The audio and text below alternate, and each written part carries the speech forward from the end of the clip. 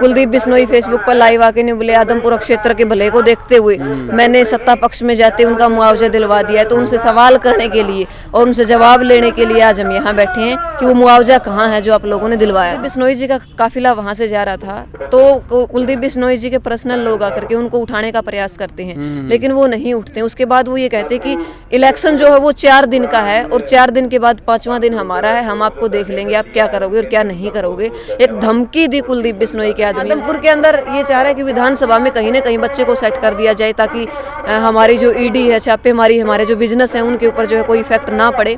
यहाँ प्रयास किया है। देखिए इन लगा जिस तरीके से पीछे जितना भी विपक्ष था उनके ऊपर, चाहे मैं चौटाला साहब की बात करूं या फिर कांग्रेस के ऊपर जो मुकदमे वगैरह केस वगैरह इन्होंने करवाए, बीजेपी ने करवाए, तो कुलदीप बिश्नोई जी को कहीं ना कहीं लगता था कि अगला नंबर आपका हो सकता है। तो इसी तरीके से मेरे ख्याल से तो यदि 60% बच्चे का भविष्य सेट करने के लिए की है तो 40% इनको ईडी का डर था। खास हरियाणा देखने वाले सारे दर्शकों ने सोनू वाली राम राम।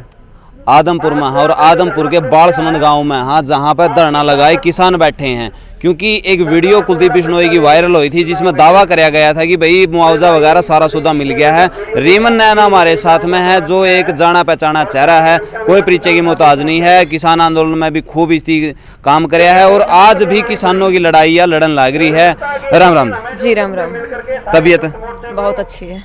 अच्छी होंगी तो धरना भी बैठे। हमारी सेहत अच्छी है लेकिन सरकार की जो है वो तबीयत खराब है। हर बार इन्होंने पहले भी नहीं कहा था कि हम जो मुआवजा है वो किसानों ने देवा। हाँ, कुलदीप बिश्नोई फेसबुक पर लाइव आके ने बोले आदमपुर क्षेत्र के भले को देखते हुए मैंने सत्ता पक्ष में जाते उनका मुआवजा दिलवा दिया है। तो उनसे सवाल करने के लिए और उनसे जवाब लेने के लिए आज हम यहाँ बैठे हैं कि वो मुआवजा कहाँ है जो आप लोगों ने दिलवाया था। नहीं तो फिर उसकी कोठी का सामना आपने कोनी धरना दिया कि भाई बता तू कड़ा है उजन साथ ने आगे ना ऑफिशियल तो कह दिया वो। देखिए कोठियां पर वे भी कोनी आजकल, वे भी आजकल गांव गांव मांडने लग रहे हैं और हम भी कोशिश कर रहे हैं कि गांव गांव में जाके उनका विरोध कराए। यहाँ धरना देने का हमारा मकसद क्या है, कोई भी चीज नियमानुसार होती है, उन नियमों को फॉलो करते हुए हम आगे बढ़ रहे हैं। एक बात और आपकी वीडियो मैंने देखी थी, उसका मैं ज्यादा तो मेरा मन जदे हुआ वहाँ चल इंटरव्यू करके आऊंगा। उसमें एक बात कह रखी थी कि भाई किसान आंदोलन ने याद रखियो और किसान आंदोलन में किस्ती आपका साथ दिया है नहीं दिया है वो आप जरूर ध्यान में रखियो। तो क्या भाजपा का विरोध इस इलेक्शन में भी होगा? भाजपा का विरोध इसी तरह के ऊपर हम करेंगे जिस तरीके से हम बहुत सारे लोग ये भी कहते हैं कि आप बिश्नोई समाज का विरोध कर रहे हो।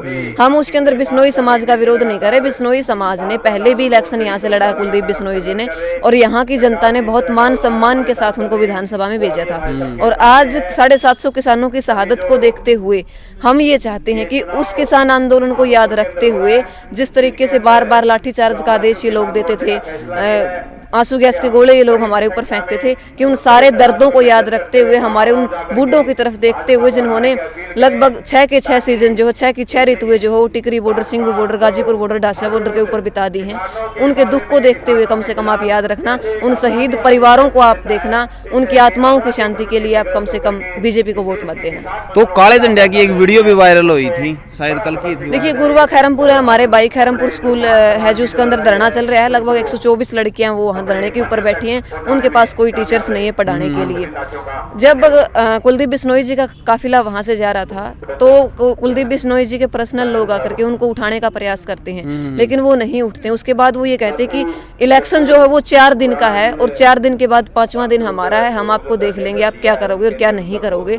एक धमकी दी कुलदीप बिश्नोई के आदमियों ने, तब जाकर के हमारे भाई गुरुवा खैरमपुरा उसके साथी ने उनको काला झंडा दिखाने का काम किया। ओके, तो एक लड़की की भी वीडियो वायरल हुई है, उसमें जो गुरुवा खैरमपुर की है, स्कूल की बच्ची है, वो कह रही है कि मैं तो बिश्नोई समाज से हूँ, मैं विरोध कर रही हूँ। तो क्यों कर रही हूँ? क्योंकि हमारी शिक्षा के ऊपर तलवार लटकी हुई है। देखिए शिक्षा के ऊपर तो जिस तरीके मैंने पहले भी बताया था आदमपुर क्षेत्र के साथियों तक कि जिस तरीका कुलदीप बिश्नोई ने बीजेपी ज्वाइन करी तो उस अगला ही दिन जो स्कूलों का पोर्टल तो उड़ा दिए गए सारे लगभग स्कूल, उसके साथ साथ टीचर्स की जो बदली कर दी गई और उस टीचर्स की बदली करने के बाद स्कूल पोर्टल से उड़ाए गए। बड़े संघर्ष करके उन लड़कियों ने वो स्कूल पोर्टल पे लेके आया है। तो आज हमारे उस ताऊ ने उस छोटी सी छोरी तो सीखने की जरूरत है जो उनसा ताऊ न्यू कहने लग रहा था कि हमारी तो 7 पीढ़ियां पढ़ रह लेगी। तो एक समाज की, जाति की और धर्म से ऊपर उठ के न वोट करने की जरूरत है। आपस के भाईचारे के लिए, आपस के संघर्ष के लिए और समाज को देखते हुए ये देखना चाहिए किसका किसमें भला और किसका किसमें बुरा है। एक बात और इसके अंदर जोड़ना चाहूँगी, जिस तरीके से अभी एक तरफ ये सरकार नारा दे रही कि बेटी बचाओ बेटी पढ़ाओ, बेटियों को बचाने की बात कर रही खासतौर से, और कुराड़ की हाल फिलहाल में आपने घटना देखी कि 7 साल की बेटी के साथ कितना दरिंदगीपूर्ण व्यवहार किया गया। पहले उसके साथ बलात्कार किया गया, उसके बाद पेट्रोल छिड़क कर जला दिया गया। और हमारा यदि छोटा सा पतंगा लग जावा है आग का, तो यूं देखो कितना दर्द होगा। तो आप बेटी कितनी रोई होगी, कितनी बिलखी होगी, और सरकार ने उसके ऊपर कोई संज्ञान नहीं रहा। उल्टा जो एक तरीके से सिरसा वाले बाबा थे, साध्वी के यौन शोषण के लिए अंदर गए हुए थे, उनको बाहर निकालने का काम किया है। ऐसी ऐसी घटनाओं को एक तरीके से मैं कह सकती हूँ प्रोत्साहित करती है।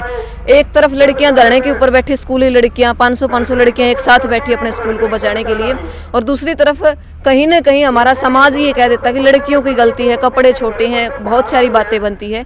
उन सारी बातों को एक करारा तमाचा ये घटना देती है कि किस तरीके से नशे की हालत में किस तरीके से जो आदमी है या पुरुष है उसकी जो मानसिकता बिगड़ती है, और उसके लिए दोषी हमेशा एक लड़की को ठहराया जा सकता है। मात्र 7 साल में उस बेटी को ये भी नहीं पता था क्या सही है क्या गलत है, कौन तेरे लिए अच्छा है कौन तेरे लिए बुरा है। पड़ोसियों के साथ हम भी खेलते हैं, वो भी अपने पड़ोसियों के साथ इस तरीके से घुल मिल के रह रही थी। उसको ये नहीं पता था कि ये आदमी जो है वो तेरे को इतनी बड़ी दरिंदगी देगा, इतनी बड़ी पीड़ा देगा, और उसके बाद तेरा ये हश्र करेगा। एक तरफ, दूसरी तरफ समाज के अंदर भी हम ये 3 दिन 7 दिन 8 दिन ये मुद्दा उठा, उसके बाद आज ये मुद्दा ठंडा है। क्यों ठंडा है? क्योंकि समाज इसके ऊपर वहाँ ये नहीं कहता कि इस लड़की के साथ गलत हुआ है, ये सोचते हैं कि लड़की मानसी एक परिवार की बेटी थी, लेकिन हम ये मानते कि मानसी पूरे समाज की बेटी थी। आप मुद्दा उठाते हो, मैं मुद्दा उठाती हूँ, लेकिन जिस दिन ये मुद्दा साझा बनेगा और इसके अंदर बहुत सारी संख्या शामिल होगी, उस दिन ऐसे ऐसे मुद्दों को दबाया जा सकता है, ऐसे ऐसे मुद्दों को कुचला जा सकता है, और कानून के अंदर कोई ना कोई कड़ा प्रावधान होगा। ऐसे लोगों के लिए जमानत तक की सुविधा नहीं होगी, उन्हें एक तरीके से तड़फा करके मारा जाएगा। जिस तरीके जो हाल उनका किया है वही हाल उनका किया जाएगा। तो मेरे ख्याल से इसके ऊपर कोई। दूसरी तरफ आज जो पत्रकार हैं खोखा में गए हैं और पिराड़ी डाणी में गए हैं, रेखा महाराणा सुखविंदर खोखा का सवाल है जो उन्हें उठा दिया मुद्दा, और ऐसे ऐसे मुद्दों को दबा दिया गया जिन मुद्दों की जरूरत थी। उन पत्रकारों को भी मैं उतना ही दोषी मानती हूँ जो वहाँ जा करके वहाँ नहीं, कुराड़ में नहीं गए, खोखा गए जो, और पीरा वाली डाणी गए और कुराड़ में नहीं गए, उतना ही दोषी मानती हूँ जितना कि इस घटना ने अंजाम दिया है। पत्रकार जो होता है वो लोकतंत्र का चौथा स्तंभ होता है, उसका जो फर्ज होता है वो ये होता है कि उन मुद्दों को उठाया जाए, समाज के अंदर जो सकारात्मक संदेश दे, जिस मुद्दे को उनकी जरूरत होती है उस मुद्दों की जरूरत दे। ये नहीं कि हैशटैग के कीवर्ड के चक्कर में जो चीज़ आपको, या फिर ट्रेंडिंग के चक्कर में, व्यूज़ के चक्कर में, 2 पैसे के चक्कर में आप ऐसे ऐसे थंबनेल बनाओ जो कोई भी देखे तो उसको शर्म महसूस हो। एक बार उन तमाम पत्रकारों को इस चीज़ के बारे में सोचना चाहिए, ताकि जो आप लोग परोसो, आपकी इमेज है जो वो अच्छी बनी रहे। ये नहीं कि थोड़े से व्यूज़ के चक्कर में, थोड़े सब्सक्राइबर के चक्कर में, अपने चैनल की ग्रोथ करने के चक्कर में उठाया माइक और वहाँ पहुँच गए। वो तमाम, मैंने तो अपने फेसबुक लाइव के माध्यम से भी ये चीज़ें रखी थी और आपके चैनल के माध्यम से भी रख रही हूँ कि उन सभी पत्रकारों का विरोध हमें भी करना चाहिए, और मैं तो बार बार करती भी रहती हूँ। हमारे आसपास के जितने भी पत्रकार हैं वो इसी चीज़ को लेकर के हमेशा से मेरा विरोध करते आए कि ये कोई भी चीज़ हो, अगर हमारी गलत हो तो बोल देते। तो मैं ये चाहती हूँ कि हमारा जो बाइट वगैरह है हमें उसकी ज़रूरत नहीं है, हमें मुद्दों की ज़रूरत है, और उन मुद्दों को हम उठाते रहेंगे चाहे हमारे पास माइक आए या ना आए। किसान नेताओं की कुछ यहाँ की बाइट भी सामने निकल कर आई थी कि भाई हम आदमपुर में जाकर ना वो दिन जरूर याद दिलावांगे कि जिस टाइम पे किसाना पर लाठी चल रही थी, जो उनसे खड़े खड़े हंसे थी, गुंडे आतंकवादी बतावे थे, उनका विरोध करांगे। या तो बात ठीक है कि आप विरोध करोगे, लेकिन आप पक्ष किसका करोगे? रोड़ा तो इस बात। देखिए, पक्ष हम किसी का नहीं करेंगे। पक्ष हम सिर्फ ये कहते हैं कि जो भी इस गढ़ को तोड़ सके, जो भी हमारा जो साथी है बीजेपी का हम विरोध कर रहे हैं पुरजोर तरीके से। इनकी एक मरोड़ है, पहले चौधरी भजन लाल जी थे, उन्होंने इस क्षेत्र में काम करवाए, बड़ा मान सम्मान आज भी करते हैं, युग पुरुष कहे जाते हैं हरियाणा के। उसके बाद कुलदीप बिश्नोई जी आए, स्टार्टिंग में बीजेपी के अंदर गए, बीजेपी के अंदर से वापस कांग्रेस में आए, जब उन्होंने कहा कि देश के अंदर किसी के ऊपर भी विश्वास कर लेना, लेकिन बीजेपी और आरएसएस के ऊपर विश्वास मत करना। एक बार फिर से वो यहाँ आते हैं दल बदल के, अपने बच्चे का भविष्य सेट करने के लिए। उस बच्चे का भविष्य सेट करने के लिए जिसको इस क्षेत्र के लोगों ने विदेशी की संज्ञा जो है वो दे रखी है, अमेरिका के अंदर जिनके कारोबार चलते हैं, और वो सांसद के अंदर उन्होंने उनका भविष्य देखा, लेकिन वो स्पॉइल हो गया बिल्कुल। लोगों ने उसको एक्सेप्ट नहीं किया। लोगों ने बताया खास करके हिसार क्षेत्र के लोगों ने कि भाई हम परिवारवाद की राजनीति को चोट पहुंचाना चाहते हैं। अब आदमपुर के अंदर ये चाह रहा है कि विधानसभा में कहीं ना कहीं बच्चे को सेट कर दिया जाए ताकि हमारी जो ईडी है, छापेमारी, हमारे जो बिजनेस हैं उनके ऊपर जो है कोई इफेक्ट ना पड़े। यहाँ प्रयास किया है। कुलदीप बिश्नोई ने तो इस क्षेत्र से या इस रण से हाथ खड़े कर दिए थे। अब अपने बच्चे का वो देखते हैं, भव्य को लोग किस तरीके से देखते हैं, और उसके लिए आज हमने यहाँ धरना लगाया। 17 तारीख है आज हमने यहाँ धरना लगाया है, और आने वाले समय में जब तक इलेक्शन नहीं हो जाता हम यहीं रहेंगे, डटे रहेंगे। हमारी 20 तारीख को आदमपुर के अंदर तहसील के अंदर जो महापंचायत है, और हमारा संगठन भी इस क्षेत्र के अंदर लगभग वो दिन लगाएगा, घर घर जाएगा, गांव गांव जाएगा, और ये बताएगा कि हमारे पिछले संघर्ष में इन्होंने कितना साथ दिया था, कितना नहीं दिया था। पिछले समय में ये किसको बुरा कह रहे थे और आज किसको बुरा कह रहे हैं। पिछले समय में किसको अच्छा बताते थे, आज किसको अच्छा बता रहे हैं। तो दोगली भाषा और दोगली राजनीति से अच्छा है किसी अच्छे आदमी को बना दिया जाए। आपने एक बात कही थी कि ईडी के छापे की, इनकम टैक्स की बात करी थी आपने, कि आपने लगा है या फिर आप मतलब इस बात का दावा करो हो कि उन्हें का डरते इसी पार्टी बदली है? देखिए, इन लग गया जिस तरीके से पीछे जितना भी विपक्ष था उनके ऊपर, चाहे वह मैं चौटाला साहब की बात करूं या फिर कांग्रेस के ऊपर जो मुकदमे वगैरह, केस वगैरह इन्होंने करवाए, बीजेपी ने करवाए, तो कुलदीप बिश्नोई जी को कहीं ना कहीं लगता था कि अगला नंबर आपका हो सकता है। तो इसी तरीके से मेरे ख्याल से तो यदि 60% बच्चे का भविष्य सेट करने के लिए की है तो 40% इनको ईडी का डर था। ओके, तो मैं लास्ट में जनता तय और चेतावनी का तौर पर सरकार में बैठे हुए नुमाइंदा थे, आप तय कुछ न कुछ।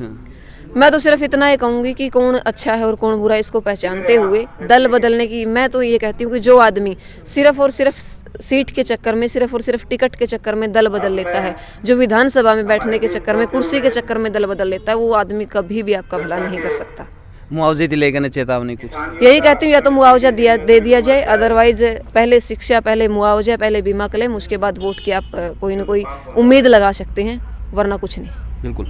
तो रीमन नैन के विचार आप कितने के कुछ सहमत हो, नीचे कमेंट बॉक्स में आप जरूर बताइए, और इस खबर थी आप ज़्यादा से ज़्यादा शेयर जरूर करिए ताकि इनका मुआवजा मिल सके और जो आदमपुर की जनता का जो दर्द है वो दूर तक भी जा सकेगी। वाकई में इनके साथ में बन रही के है। मिला है किसी नेक्स्ट वीडियो में, तब तक के लिए जय हिंद, वंदे मातरम, जय जवान, जय किसान।